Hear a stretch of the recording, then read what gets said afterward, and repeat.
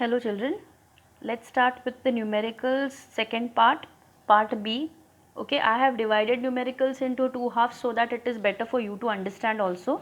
So let us start with the 10th one. So today we will be doing numericals as well as Newton's third law of motion will complete, which is a very easy one. I mean the easiest one than the other two. Okay, so let us begin. Let's see the 11th numerical first. It says that a force acts a force is acting for 0.1 second on a body of mass 2 kilograms initially, which is at rest, and the force is then withdrawn and the body moves with a velocity of 2 meter per second. You have to find out the magnitude of the force. So first, force is acting on a body for 0.1 second, okay, and that body's mass is 2 kilograms and this body is at rest. So you have to calculate that how much force is then the force is then withdrawn and then the body is moving with a velocity of 2 meter per second. So we have to calculate what is the force given to the body. So let us see what are the things given. We have the mass, which is 2 kilograms, initial velocity, which is 0, final velocity is given as 2 meter per second, and timing is given as 0.1 second. So here I have initial velocity, final velocity and time. So it's easy for me to calculate the acceleration.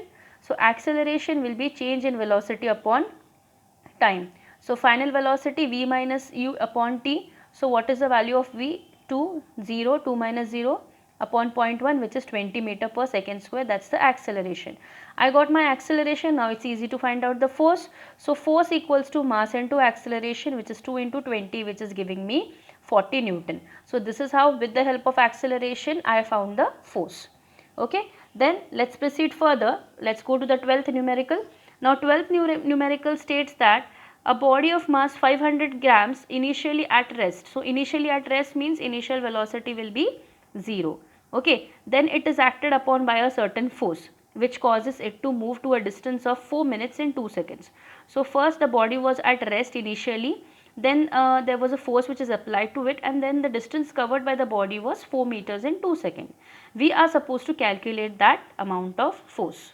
Okay, so let us see what is given in this. So we have mass which is given to us, that's 500 gram, which I changed to 0.5 kgs. Then I have initial velocity as 0 over here, distance over here is 4 meter, and the time which is there, it's nothing but 2 seconds. So with the help of second equation of motion, which is s equal to ut plus half at square, I can find the value of acceleration. So I have initial velocity as 0, s I have taken as 4, time as 2 seconds, plus half a we don't know, 2 square, that is t square is nothing but the 2 square, 2 into 2. So finally I get my acceleration. By working out this numerical, I get it as 2 meter per second square. Then I am supposed to find out the force. So I got my acceleration, it becomes easy for me. So force equal to mass into acceleration, which is 0.5 into 2, which gives me 1 Newton. Okay, fine, it's an easy one. Now let's go to the 13th one. 13th one states that a car is of mass 480 kilogram, which is moving with a speed of 54 kilometer per hour. Now it is in kilometer per hour, so we have to convert it into meter per second. So here this car is moving with a speed of 54 kilometer per hour, and then a brake is applied to it. So what will be the initial velocity of it? 54 kilometer per hour. Then what will be the final velocity for it? 0, and the time will be 10 seconds. You have to calculate the force. So let us see the solution. Now the solution is like this. We have the mass, which is 480 kilograms. Mass is given as 480 kilogram. Initial velocity is 54 kilometer per hour, which I have converted in meter per second. That is 54 into 5 by 18, which is 15 meter per second. Now my final velocity, I have taken it as 0. Now time is 10 seconds. You have to find out the force. So here acceleration first you will find out, that is change in velocity upon time. So here the final velocity is 0 and the initial velocity was 15. So 0 minus 15 upon 10. 15 I have got it like this, that is 54 into 5 by 18. So minus 1.5 meter per second square is the acceleration, but retardation we will be taking it as plus 0.5, 1.5. So here I have taken mass into acceleration. 480 is the mass multiplied with 1.5, which I get it as 720 Newton. Okay, I hope this is clear with you how I calculated the force. Then let's proceed with the 14th numerical which is there. 14th numerical is a car is moving with a uniform velocity of 30 meter per second. So here we can say that initial velocity is 30 meter per second. It is stopped in 2 seconds. That means final velocity will be 0. Timing is 2 seconds. Okay. Then we have a force which is applying a force of 1500 Newton through its brakes. So force also we got 1500 Newton. So here what are we supposed to find out? First we are supposed to find out the change in the momentum of the car. What's the change in the momentum? Second, retardation which is produced by the car, and third we are supposed to find out the mass of the car.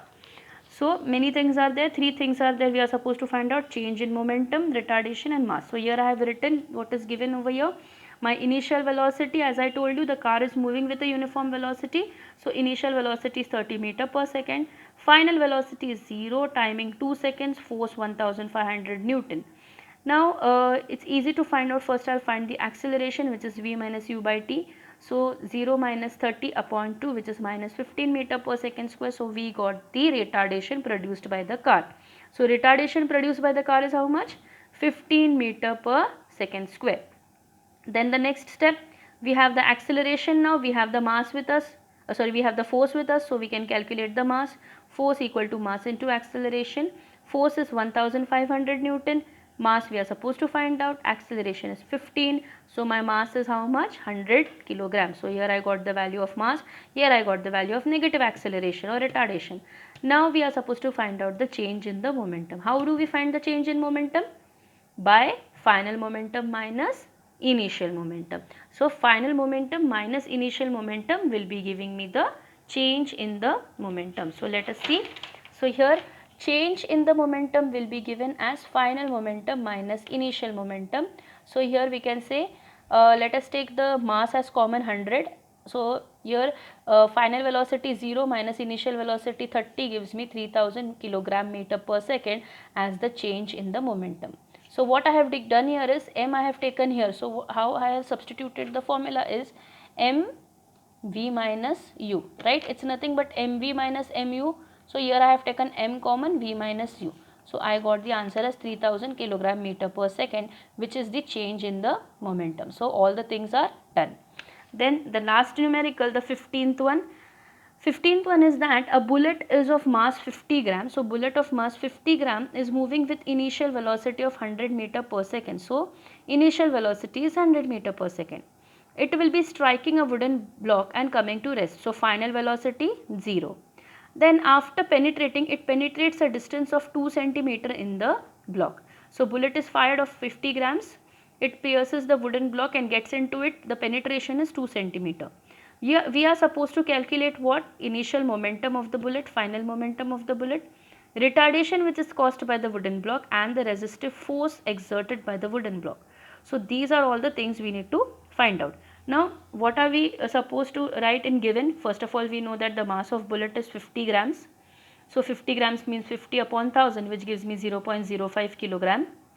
Initial velocity, I know it's 100 meter per second, and final velocity is 0. So distance covered is 2 centimeter, which I have taken as 0.02 centimeter. We are supposed to find out initial momentum, final momentum, retardation and the resistive force. So first let me find the initial momentum, which is m multiplied with u. Mass 0.05, yes, 100 is the initial velocity, which gives me 5 kilogram meter per second. Final momentum is 0. Okay, so this is my initial and the final momentum. Now next is I have to find out the retardation. So for the retardation, I will be using the formula v square minus u square equal to 2s. Why? Because I have v square, I have u with me, I have s with me. So I will be substituting. So I have just substituted over here. One second. I will be showing you. Okay, here I have just solved it here. Okay, so here v square is 0 square minus 100 square, right? 100 square is the initial velocity into 2, a we don't know, s is 0.02. So here minus 100 square equals to 2 into 0.02 into a. I have given a long form. You can also do with 10 to the power, but there was some confusion, so I did this in a long form. So 100 square is equal to 0.04 a, 2 into 0.02. So a equals to 100 into 100 upon 0.04, right? I multiplied this, so I got 0.04. So this 100 into 100, I took it as 10 raised to 4. Okay, upon 0.04. So by decimals division, 10 raised to 4 upon 0.04 into 100. Right, here I will be taking as 100 when we are dividing the decimals. Again 100 will come up also. So 10 raised to 4 into 10 raised to 2 upon 4. So when I divide this 10 raised to 4 and 4, that is when I divide this 1004, sorry 10,004, I get the answer as 2500. Okay, I get the answer as 2500 into 10 raised to 2, which gives me 2.5 into 10 raised to 5 meter per second square. Okay, you just check it once, you also solve it and check it once, but this is the answer. So here I got what? I got the acceleration or the retardation. Now the resistive force becomes easy, which is nothing but F into m into a. So 0.05 into 2.5 into 10 raised to 5 gives me 12,500. Okay, which gives me 12,500 Newton. You also try to solve this and see with the decimals. Okay, so I hope these 5 numericals are clear. Now with this we finish the numericals of exercise 3C. Now we are going to go to the next part of it, which is called as the Newton's third law of motion. Now we are done with Newton's first law as well as Newton's second law. When we were talking about Newton's first law, what did Newton's first law say? That if any body is at rest, okay, if any body is at rest, I need to apply a force and then only the body will move. I need to apply an external force to it, right? And if any body is moving, okay, now for example if this pen is moving like this, if I apply a force, it will come to stop. This was the first law of motion. Second law of motion was telling us what? That the magnitude of acceleration produced by the force when applied on the object, that means what it was telling, force will be producing a change in the velocity. Okay, this was the first law. Then second law was telling us that magnitude of acceleration produced by the force when applied on the object. How much is the magnitude of acceleration?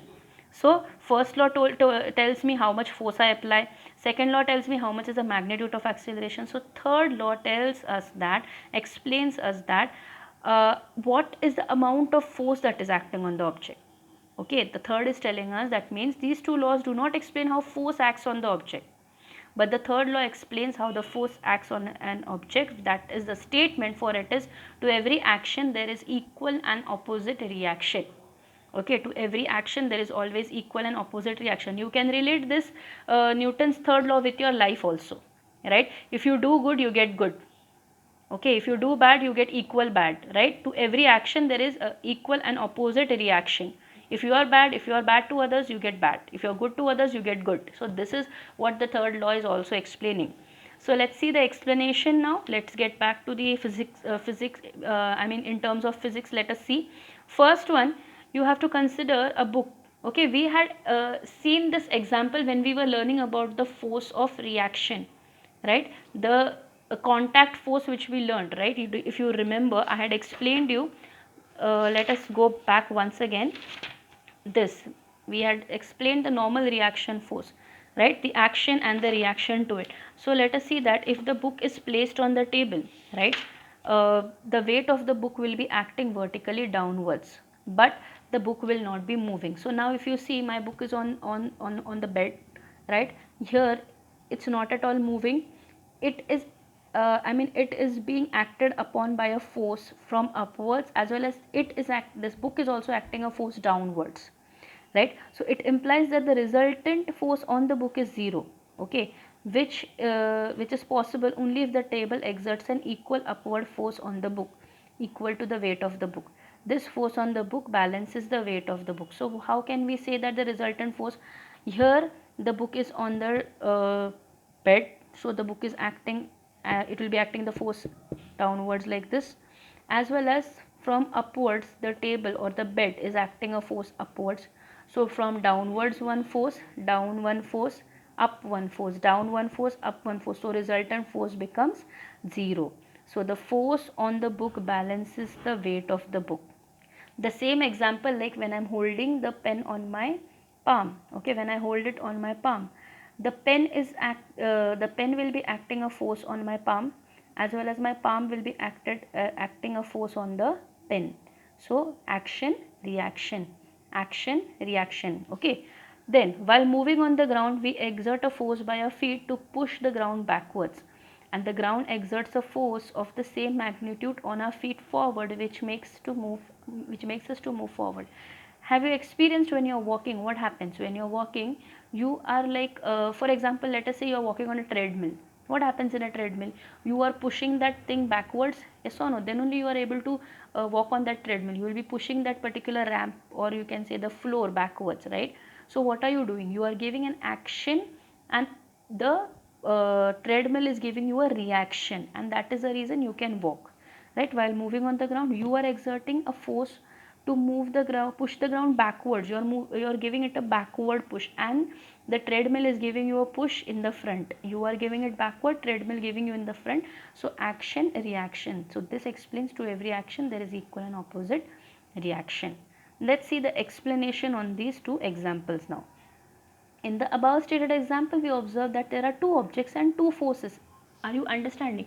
Now when I am talking about the book and the bed, which are the two objects? Book as well as the bed, right? Book and the bed.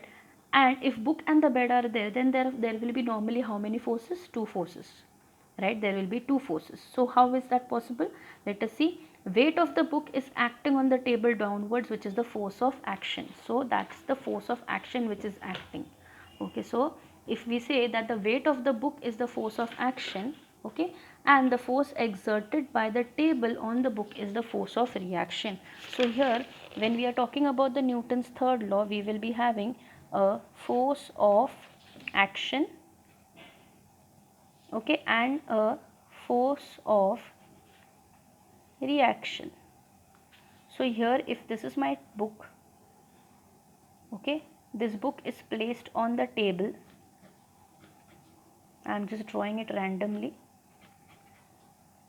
Okay, this book is placed on the table. So book is acting a force downwards, which is what? Force of action, and the table will be acting a force on the book, which is force of reaction.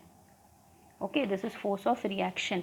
So here now you must be wondering that if there is a force, we can't see it or we cannot experience it. Does that arise in your mind, right? So here let me tell you, physics is all based on entity. Okay, entity means it's imaginary, but that imagination also has a valid point. Now your book, when it is placed on the table, the book will be fixed to the table. Why? Because of the gravitational pull. So force will be acting, as well as there will be a downward force which is acting, that is also in terms of gravity only. So the force of reaction. So just remember this thing, the book on the table, book will be exerting a force on the table, force of action, and table will be exerting a force on the book, force of reaction. Got it? Right? And now let's see the second example. In the second example, the force of by our feet on the ground is force of action, and the force exerted by the ground on our feet is force of reaction. So let us see now. Ignore my drawing, just you understand. Now this is the ground, this is your feet. Your feet is exerting a force on the ground and moving it backwards. So which is that force? That's the force of action. And the ground giving another pull to it. Okay, another force exerted. Force exerted by the ground on your feet is what? Force of reaction. Force of action, force of reaction, and that is the reason you can move. So this is the example. So we can say Newton's third law of motion states, what is a statement, or else you can even write the first statement what we did, to every action there is equal and opposite reaction. So it states that in the interaction of two bodies A and B, the magnitude of reaction, that is force AB applied by the body B on body A, is equal in magnitude by the action, that is force BA applied by the body A on body B, but their directions are in opposites. But they are direction opposite to each other. Now if you see here, are the directions opposite? Are the directions opposite? Yes, the directions are opposite. So here we can say force AB means applied by the body B on A, and force BA means applied by the body A on body B. This I will explain you afterwards. Now let's see, the most important note of it is that the action and reaction are never acting on the same body. Action and reaction should be occurring between two different bodies, right? Action and reaction never act on the same body, but they always act simultaneously on two different bodies. That is, the force of interaction are always present in pair. They are always present in pair.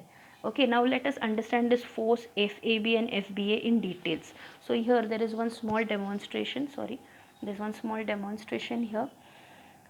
This is in figure 3.12. The ring of a spring balance B is attached to the hook in a wall, and then the hook of another spring balance A is attached to the hook of the spring balance B. So let us see how they are placed. So here you can see that there are two spring balances which are kept in contact. Okay, so here this particular is B, which is attached to the wall, and A is attached over here to another spring balance, and one ring is held in another person's hand.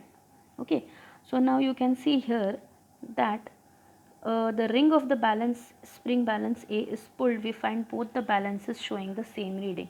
So here you can see that the ring of spring balance B is attached to the hook of another spring balance A, okay, and A is attached to the hook of spring balance B. Now you can see the ring of spring balance A is pulled. So when I pull this, what happens? This also starts getting pulled, and we find that both the balances show the same reading. So you can see here reading 4 kgf, 4 kgf. What are you supposed to do? You are supposed to pull this ring. As soon as you pull this ring, both of them come to the same reading. Both of them demonstrate the same reading. So this explains action and reaction. So let us see how. Now the spring of balance A, okay, the spring of balance A pulls B, right? Spring of, when you're pulling this, B also starts to move, due to which we get some reading in B, right? The same reading is seen in balance A. So here also 4, here also 4. How? Because the same reading is seen in balance A because spring of balance B also pulls the spring of balance A by same force. Okay, when you are pulling spring A, B becomes 4, A becomes 4. B becomes 4 because of the pull of A, right? But how does A become 4? A becomes 4 because of the pull of B. Okay, because of the pull of B. So we can say that the pull on spring B, okay, by spring A is action FBA. Are you understanding? I have pulled this. When I start pulling this, what happens? Here 4, here 4. So we can say that there is a action force. The action force is applied on whom? Which is applied on the spring B by A. Okay, it's applied on spring B by A. Applied on spring B by A. So force will be FBA. What will be the force of action? FBA. Okay, force of action. And the pull on the spring A. Now there is a pull on the spring A because of whom? Because of spring B. There is a pull in the spring A because of the spring B, which gives the force of reaction FAB. What is the force of reaction? FAB. So this demonstrates, what does this demonstrate? This demonstrates that to every action there is equal and opposite reaction. So we can say that to every action there is equal and opposite reaction. So FAB equals to FBA, but they are in opposite direction. So opposite directions means FAB minus FBA. Why minus FBA? Because this is in this reaction, this is in this reaction. So one of them will be in negatives. So FAB will be positive. Okay, force of action will be positive, but force of reaction will be negative. Are you understanding what is happening in this? Spring A is pulling spring B. Spring A is pulling spring B. So spring B moves because of the force of action FBA. But because of the spring B, A is also pulled. So A will be having FAB reaction force. So this is called as force of action and force of reaction. Now there are few examples of force of action and force of reaction. Okay, so there are in total 9 examples which we will be doing it later. I hope you were clear with the concept. We did few numericals and we started with Newton's third law of motion. Okay, thank you children. Please go through this module carefully.